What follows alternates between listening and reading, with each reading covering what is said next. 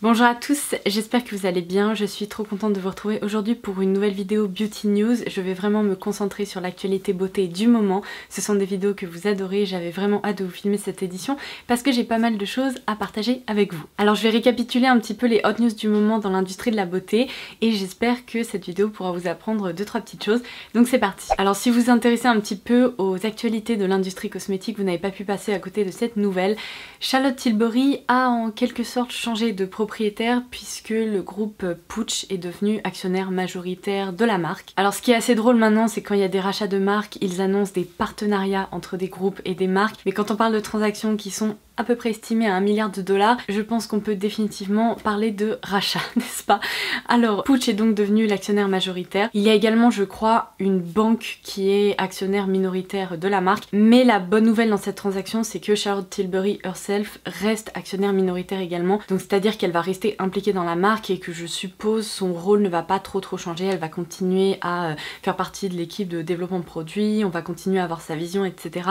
Et c'est un peu ce qui me rassure dans cette transaction, c'est qu'en fait pour beaucoup de rachats de marques il se produit des petites choses un peu dans les coulisses qui sont pas toujours top pour les marques, à savoir que souvent les fondateurs sont dégagés et en l'occurrence on peut vraiment, je trouve, perdre l'ADN de la marque parce qu'on perd aussi la vision du créateur. Là c'est pas ce qui va se passer, ou tout du moins pas tout de suite, donc c'est plutôt une très bonne nouvelle. Alors pour tout vous dire, dans l'industrie cosmétique il y avait déjà pas mal de rumeurs concernant le rachat de cette marque. Il faut dire que c'est une des marques les plus successful de ces derniers temps. J'avais entendu que plusieurs groupes étaient intéressés, ça se jouait principalement entre L'Oréal, Unilever ou Puig, et c'est Puig qui a remporté le deal. Alors ça peut paraître assez étonnant parce que si vous vous renseignez un peu, en fait dans le groupe Puig on retrouve principalement des licences de parfums. On retrouve notamment Paco Rabanne, Nina Ricci, Carolina Herrera, qu'est-ce qu'ils ont d'autre? Ils ont Jean-Paul Gaultier et ils ont également la licence Christian Louboutin Beauté, et à vrai dire c'était leur seule marque de cosmétiques jusqu'à présent, et là on a quand même Charlotte Tilbury qui vient s'ajouter au portefeuille, ce qui est entre nous je pense une très belle acquisition. Donc qui sait, peut-être que dans un futur plus ou moins proche, eh bien il y aura d'autres rachats de marques vraiment très focus cosmétiques.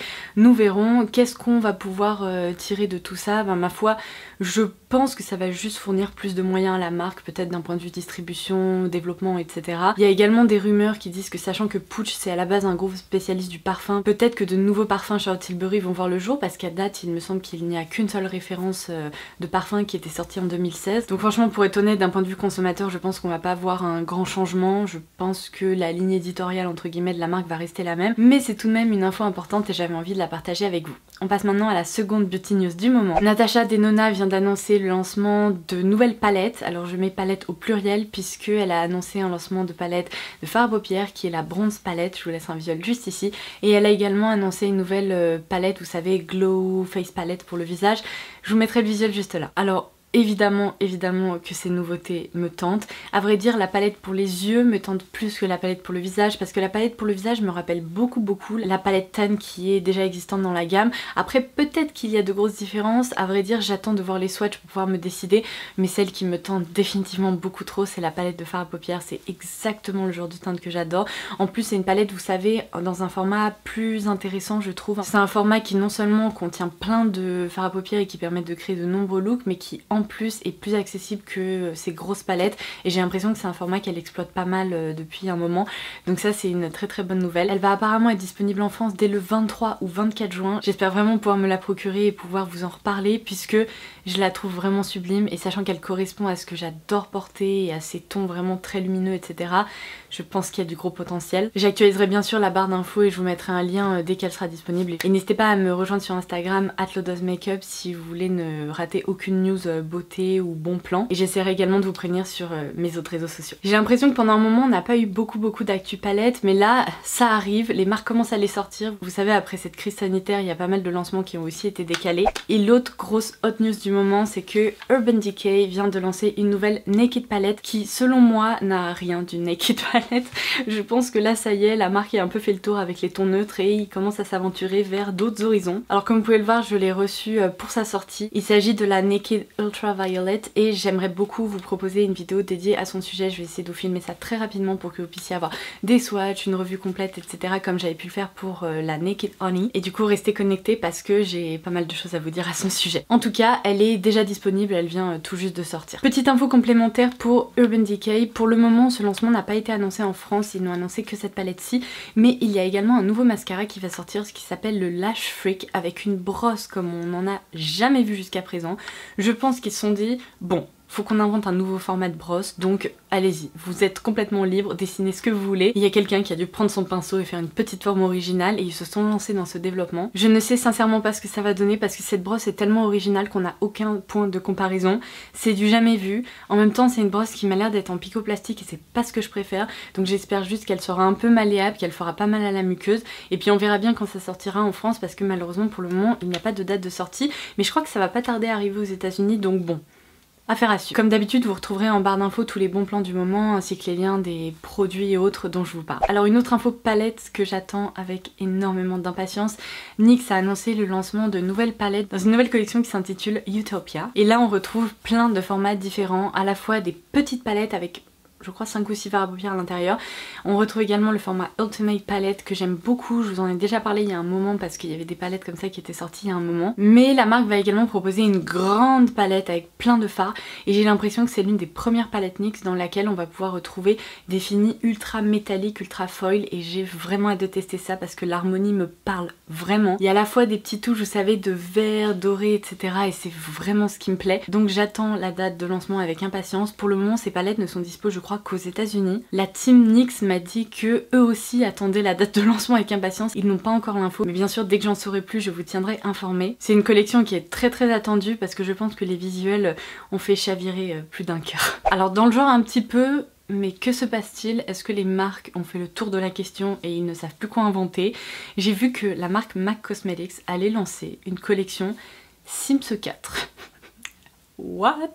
Mais c'est quoi cette inspiration? Alors je sais qu'il y a de vrais fans des Sims. Bon, je n'en fais pas partie, je dois vous avouer, ça fait très longtemps que j'ai pas joué aux Sims, même si j'ai passé de bons moments quand j'étais beaucoup plus jeune sur ce jeu. Je pense qu'on peut tous s'étonner du rapport entre les Sims 4 et les cosmétiques. Je ne comprends pas trop l'aspect esthétique de la chose. Je ne trouve pas que les Sims 4 ce sont des personnages dont on a particulièrement envie de s'inspirer pour se maquiller, mais apparemment ça commence à les inspirer et ils vont lancer des produits dans cette collection.